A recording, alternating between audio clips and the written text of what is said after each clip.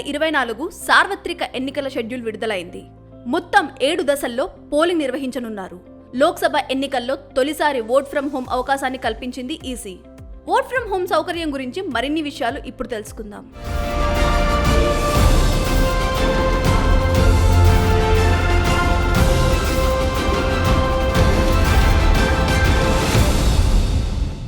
ఈసారి లోక్సభ ఎన్నికల్లో ఇంటి నుంచి ఓటు వేసేందుకు 1.73 కోట్ల మంది అర్హులు ఉన్నారని ఎన్నికల షెడ్యూల్ విడుదల చేసిన సందర్భంగా సిఈసి రాజీవ్ కుమార్ స్పష్టం చేశారు.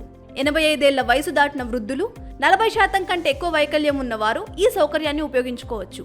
అయితే ఇలా ఇంటి నుంచి ఓటు వేయాలనుకునే వాళ్ళు ముందుగానే దరఖాస్తు చేసుకోవాల్సి ఉంటుంది. ఇందుకోసం election commission of India website నుంచి ఫామ్ 12Dని డౌన్లోడ్ చేసుకోవాలి. అందులో ఓటర్ లిస్టులో తమ పేరు, ఏ అసెంబ్లీ నియోజకవర్గ పరిధిలో ఉంది, సీరియల్ నెంబర్ ఎంత, చిరునామా, వయసు, ఫోన్ నెంబర్ వంటి వ్యక్తిగత వివరాలన్నీ నింపాలి.